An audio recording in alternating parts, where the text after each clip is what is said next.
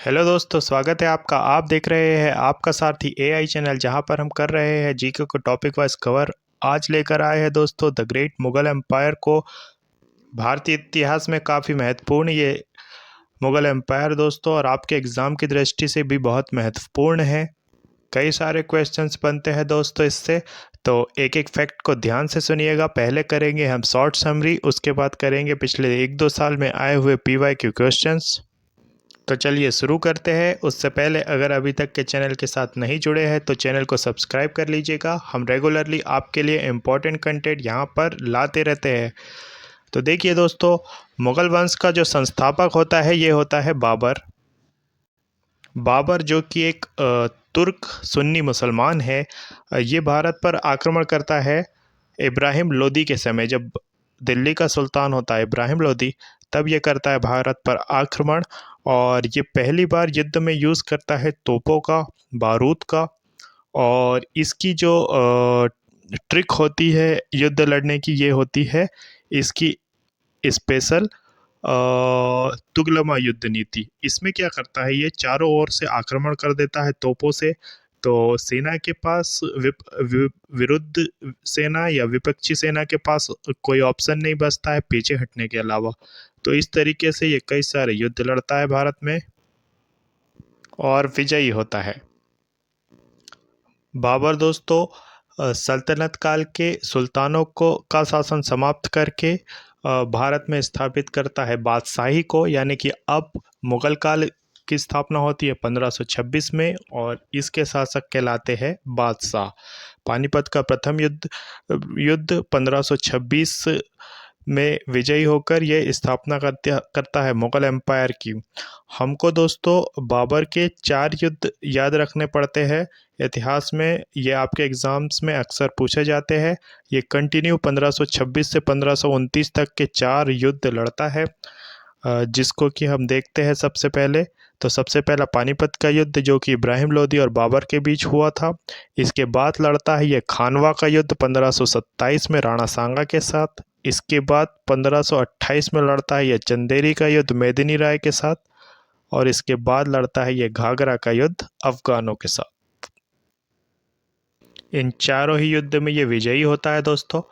इन चारों ही युद्ध को आपको याद कुछ इस तरीके से रहना है कि मान लीजिए आपके घर कोई मेहमान आया है, तो सबसे पहले आप उन्हें पानी के लिए पूछेंगे, तो पानीपत का युद्ध होगा इब्राहिम लोदी और बाबर के बीच। फिर उसके लिए कुछ खाने वाने का इंतजाम करेंगे, उससे खाने के लिए कुछ पूछेंगे, तो उसके बाद होगा खानवा का युद्ध, जो कि राणा सांगा और बाबर के बीच होगा। उसके बाद वो करेगा थोड़ा सा आराम, और जब आराम करके उठेगा तो आप उससे पूछेंगे चाय के लिए, तो वो चाय पिएगा और करेगा चंदेरी का युद्ध मेदिनी राय के साथ।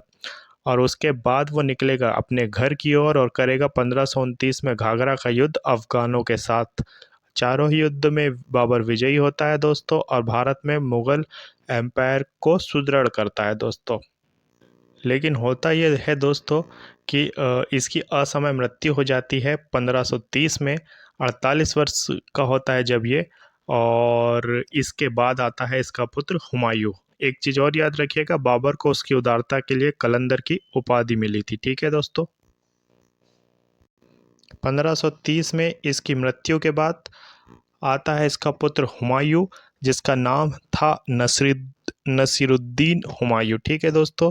ये 29 दिसंबर 1530 को आगरा में 23 वर्ष की अवस्था में सिंहासन पर बैठता है, और ये निर्माण करता है एक दीनपनाह नामक नए नगर की दोस्तों 1533 में। ठीक है दोस्तों। ये पूछा जाता है ये दीनपनाह किसने बनाया था, तो ये हुमायूं के को याद रखिएगा इसके लिए। हुमायूं को लड़ना पड़ता है दोस्तों शेरशाह सूरी के साथ चौसा का युद्ध 1539 में। और होता यह है कि इसमें हार होती है हुमायूं की, और हुमायूं को अपनी सेना को पीछे खींचना पड़ता है, वापस आना पड़ता है। ठीक है दोस्तों। इसके बाद अगले साल ही 1540 में ये फिर से लड़ता है शेरशाह सूरी के साथ, और इस बार भी बुरी तरह से पराजित होता है। और इस बार इसको तो दिल्ली छोड़ करके भागना पड़ता है काबुल वाले एरिया में या सिंध वाले प्रांत में। ठीक है दोस्तों। और फिर ये जब तक के शेरशाह सूरी यहाँ पर सक्रिय होता है तब तक के वहीं पर वेट करता है दोस्तों। ठीक है। लेकिन 1545 में शेरशाह सूरी की भी मृत्यु हो जाती है। तो उसके मृत्यु के 10 साल बाद यानी कि 1555 में हुमायूं वापस लौटता है, और जो कि शेरशाह सूरी का पुत्र सिकंदर वहाँ पर गद्दी पर बैठता है, और वो उतना योग्य नहीं होता है, तो उसे हरा करके ये वापस अपनी गद्दी को प्राप्त करता है। कौन? हुमायूं। ठीक है दोस्तों। लेकिन 1555 में ये गद्दी पर बैठता है, और 1556 में ही एक एक्सीडेंटली इसकी मौत हो जाती है। जो दीनपना भवन इसने बनाया था वहाँ पर स्थित पुस्तकालय से की सीढ़ियों से ये गिरता है, और ये इसकी हो जाती है मृत्यु। ठीक है दोस्तों। हुमायूं नामा की रचना गुलबदम बेगम ने की थी, जो हुमायूं की बायोग्राफी है दोस्तों, ये पूछी जाती है बुक, तो याद रखिएगा। इसकी मृत्यु के बाद इसका बेटा अकबर, जिसका कि नाम था जलाल, ये बैठता है दिल्ली की गद्दी पर दोस्तों 1556 में। ठीक है। इसका जन्म 1542 में हुआ था, तो ये 14 वर्ष का ही होता है दोस्तों जब ये बैठता है। ठीक है। इसका नाम याद रखना है, जलालुद्दीन मोहम्मद अकबर बादशाही गाजी की उपाधि से ये सिंहासन पर बैठता है। ठीक है।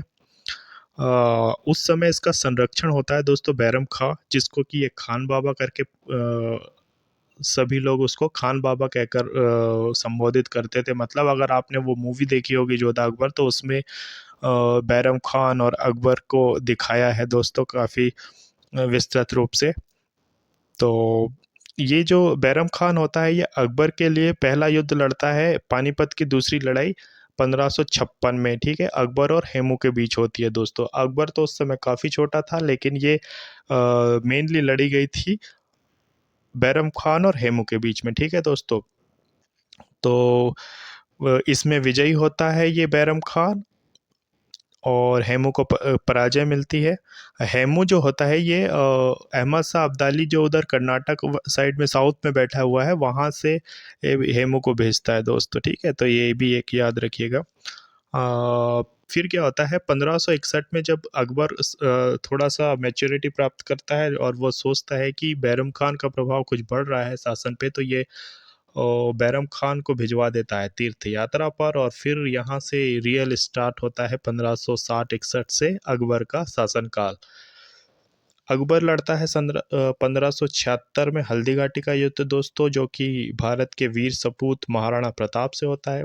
महाराणा प्रताप की हार होती है युद्ध में, लेकिन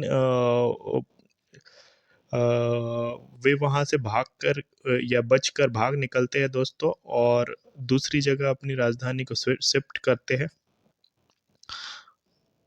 महाराणा प्रताप वे थे जिन्होंने अकबर की जो गुलामता थी या उसके अधीन रहना उन्हें स्वीकार नहीं था दोस्तों। ठीक है। तो याद रखिएगा, अकबर को याद रखना होता है उसकी मनसबदारी प्रथा के लिए।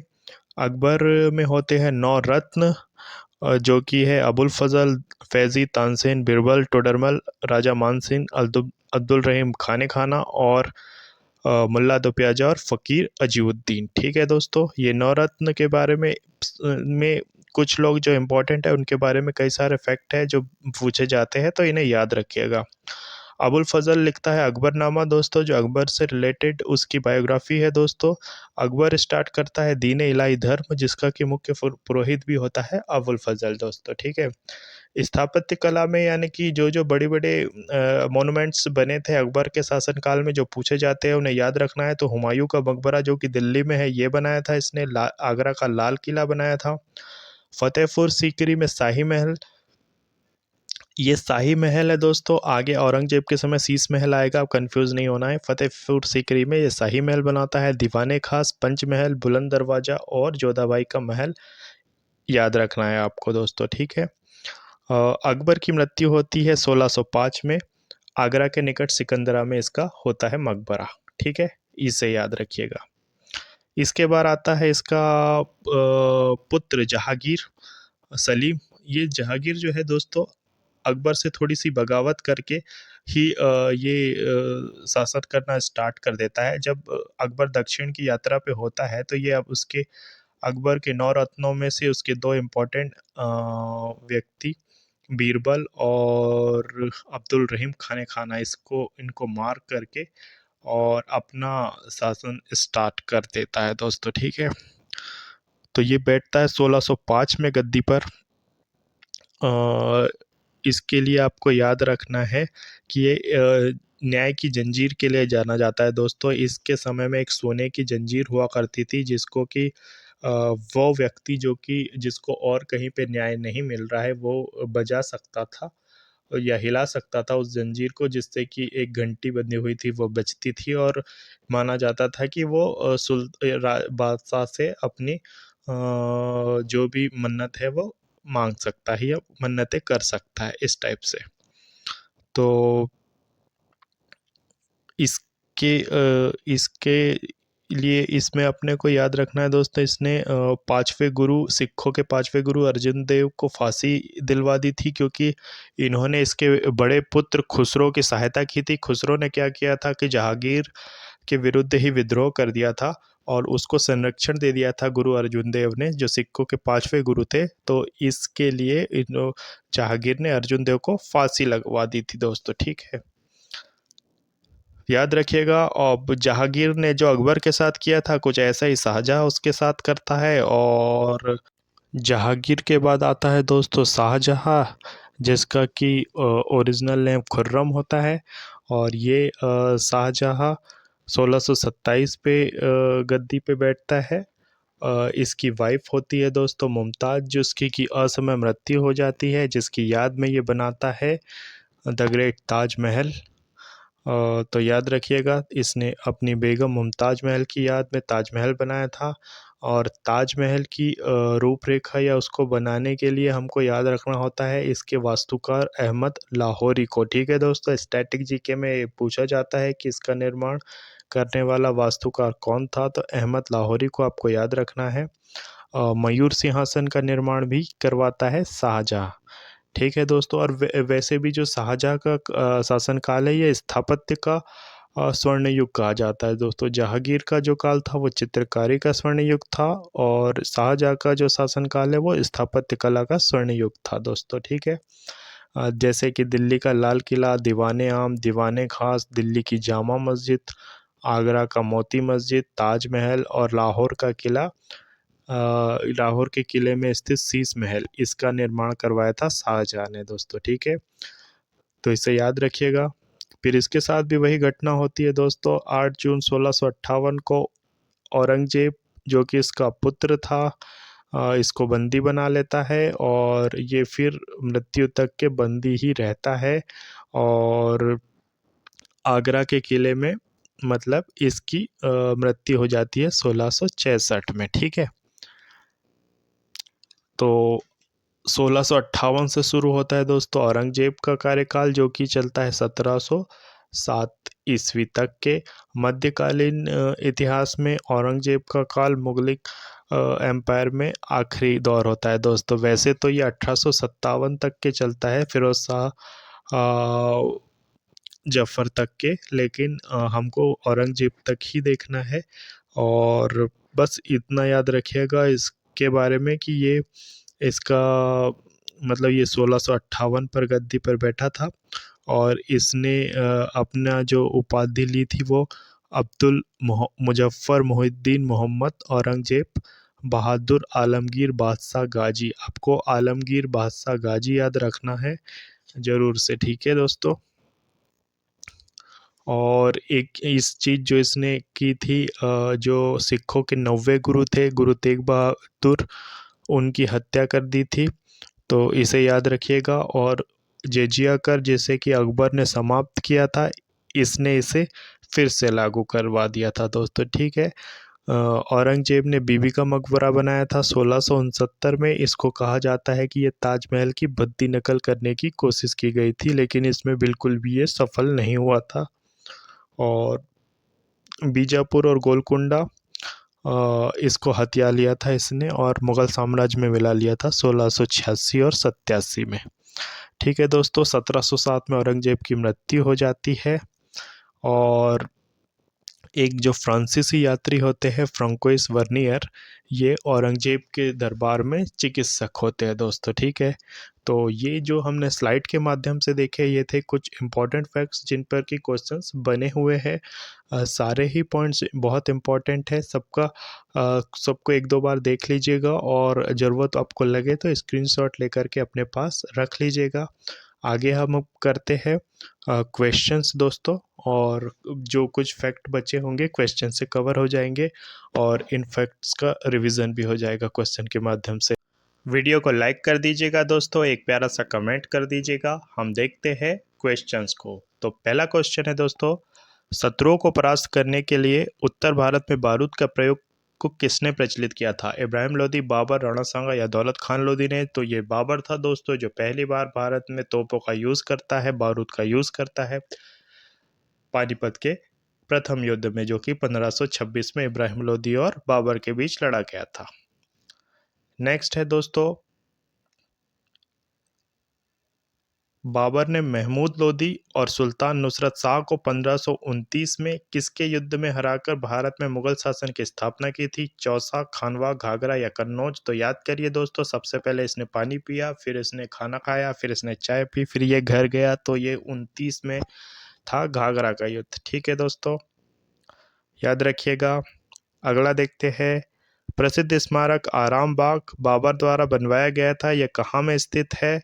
तो दोस्तों ये जो आराम बाग है ये कहाँ में स्थित है? दिल्ली, यूपी, मध्य प्रदेश या बिहार में? तो ये है आगरा में दोस्तों, और आगरा पड़ता है उत्तर प्रदेश में, याद रखिएगा।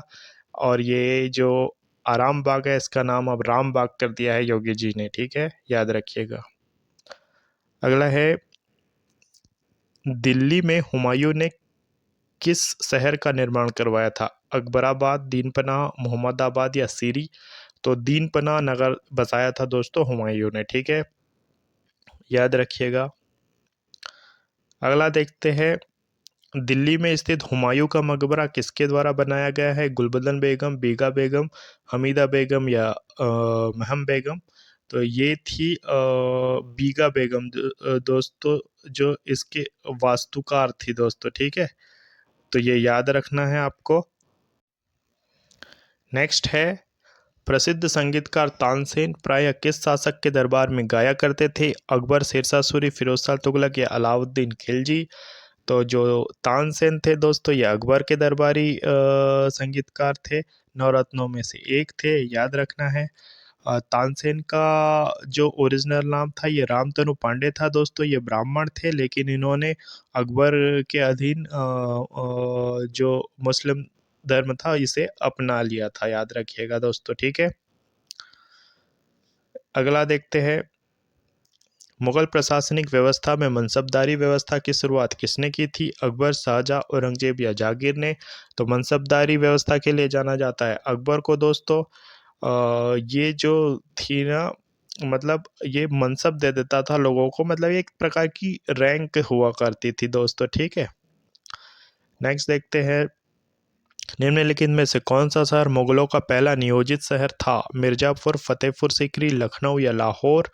तो दोस्तों अकबर ने बनाया था फतेहपुर सीकरी को, और ये काफ़ी सुनियोजित था, और ये पहली बार मुगलों द्वारा व्यवस्थित रूप से बनाया गया शहर था फतेहपुर सीकरी, याद रखना है दोस्तों। ये आगरा के पास है। नेक्स्ट है, अकबर के शासनकाल के दौरान मुगल काल की राजस्व प्रणाली को क्या कहा जाता था? इक्ता, जब्ती, घरी या चराई? तो जो दोस्तों अकबर के समय था, इसका वित्त मंत्री हुआ करता था राजा टोडरमल। ठीक है, और इसने शुरुआत की थी जब्ती प्रणाली की, जब्ती या दहसाला प्रणाली भी इसको बोलते थे। ये मतलब जो ये लोग उपज को या जो टैक्स रूप में जो इनकी फसलों को लेते थे ना, ये उसकी बात है। तो ये जब्ती प्रणाली थी। ठीक है, याद रखिएगा। अगला देखते हैं, मुगल बादशाह जहांगीर से ईस्ट इंडिया कंपनी के लिए व्यापारिक रियायतें प्राप्त करने में कौन सफल हुआ? John Mendenhall, captain Hawkins, captain Best या थॉमस रो? तो अपन ने देखा था थेवरी में दोस्तों, ये थॉमस रो था जिसको कि जहांगीर ने परमिशन दे दी थी। नेक्स्ट देखते हैं दोस्तों, मेहरुनिसा ने सम्राट जहांगीर से किस सन में शादी की थी? 1620, 1602, 1611 या 1603 में। तो 1611 में शादी की थी जो दोस्तों मेहरुन्निसा से, जिसको कि नूरजहाँ के नाम से जाना जाता है। ठीक है, याद रखिएगा। नेक्स्ट है बादशाह नामा की रचना निम्नलिखित में से किसके द्वारा की गई थी? बाबर, अब्दुल हमीद लाहौरी, इनायत खान या अबुल फजल। तो दोस्तों ये जो बादशाह नामा लिखी थी, ये लिखी थी अब्दुल हमीद लाहौरी ने। ये शाहजहाँ के समय का इतिहासकार था दोस्तों। इसने बादशाह नामा लिखा था। बादशाह नामा को ही पातशाह नामा के नाम से भी जानते हैं दोस्तों। ठीक है, तो ये भी याद रखिएगा। अगला है ताजमहल के मकबरे की रूपरेखा किसके द्वारा तैयार की गई थी? बख्तियार लाहौरी, मोहम्मद ईसा, शाहजहाँ या उस्ताद अहमद लाहौरी। तो ये था दोस्तों उस्ताद अहमद लाहौरी। ठीक है, आपको कंफ्यूज नहीं होना है। इसके पहले वाला जो बादशाह नामा के लिए अपन ने देखा था वो था अब्दुल हमीद लाहौरी, और ये जो ताजमहल के मकबरा जिसने डिज़ाइन किया था, ताजमहल को जिसने डिज़ाइन किया था, ये था उस्ताद अहमद लाहौरी। ठीक है। नेक्स्ट है निम्नलिखित में से किसे शाहजहाँ के द्वारा सुल्तान बुलंद इकबाल की उपाधि दी गई थी? शुजा, मुराद, दारा या औरंगजेब। तो दोस्तों ये जो दारा सिको था, ये शाहजहाँ चाहता था कि ये इसका पुत्र जो है उत्तराधिकारी बने या ये गद्दी पर बैठे, पर क्योंकि ये एक विद्वान किस्म का था दोस्तों दारा सिको, लेकिन औरंगजेब ने दारा सिको को मार दिया था। ठीक है, तो ये जो सुल्तान बुलंद इकबाल की उपाधि शाहजहाँ ने दारा सिको को दी थी। ठीक है। अगला है किस मुगल सम्राट ने एलोरा के कैलाश मंदिर को तोड़ने का प्रयास किया था? औरंगजेब, हुमायूं, शाहजहाँ या बाबर। तो ये किया था दोस्तों औरंगजेब ने। औरंगजेब आलमगीर के नाम से जो उपाधि इसने लिया था, और दोस्तों ये क्रूर किस्म का था, इसने कई सारे मंदिरों को विध्वंस किया है। तो इसका भी प्रयास किया था औरंगजेब ने। ठीक है। अगला है देवराई के युद्ध में निम्नलिखित में से किसे औरंगजेब ने पराजित किया? शाहजहाँ, शाह शुजा, दारा सिको या मुराद बख्शो। तो दारा सिको को मार दिया था दोस्तों इसने देवराई के युद्ध में औरंगजेब ने, और औरंगजेब बैठ गया था दिल्ली के गलती गद्दी पर और बन गया था बादशाह। ये देवराय का जो युद्ध हुआ था ये 1659 में हुआ था। ठीक है, याद रखिएगा। अगला है उस फ्रांसीसी जौहरी का नाम बताइए जिसने मुगल काल के दौरान कम से कम 6 बार भारत की यात्रा की थी। एंटिनो मॉसरेट, जीन बैप्टिस्ट टेवर्नियर, सैदी अली रीस, पीटर मुंडी। तो ये जो टेवर्नियर था दोस्तों, ये था जो अलग अलग राजाओं के समय में मुगल काल में 6 बार आया था। ठीक है दोस्तों, तो याद रखना है टेवर्नियर को। अगला है निम्नलिखित में से किस शासक को दिल्ली में पुराना किला के निर्माण का श्रेय दिया जाता है? बाबर और अकबर, कुतुबुद्दीन और इल्तुतमिश, शाहजहाँ के और जहांगीर या हुमायूं और शेरशाह। तो याद करिए दोस्तों, हुमायूं पहले था बादशाह, फिर वो चला जाता है वहाँ पर आ जाता है शेरशाह सूरी, फिर शेरशाह चला जाता है, फिर आ जाता है हुमायूं। तो ये हुमायूं और शेरशाह शेरशाह के समय की बात है दोस्तों। ठीक है, जब दिल्ली के पुराना किला का निर्माण होता है। तो याद रखना है डी ऑप्शन हुमायूं और शेरशाह का है ये। अगला है मेवाड़ के सिसोदिया राजपूत शासक अमर सिंह ने किसके शासनकाल के दौरान मुगलों की सेवा को स्वीकार किया था? अकबर, जहांगीर, औरंगजेब और बाबर। दोस्तों देखो, अमर सिंह से पहले तक के वहाँ पर थे राणा प्रताप, महाराणा प्रताप। तो उन्होंने बिल्कुल भी मुगलों की अधीनता स्वीकार नहीं की थी दोस्तों, लेकिन जहांगीर के समय अमर सिंह इसे स्वीकार कर लेता है। ठीक है, तो आपको याद रखना है ये जहांगीर के समय हुआ था। अगला है श्री गुरु गोविंद सिंह की मृत्यु के बाद सिखों ने बंदा बहादुर के नेतृत्व में किसके खिलाफ विद्रोह किया था?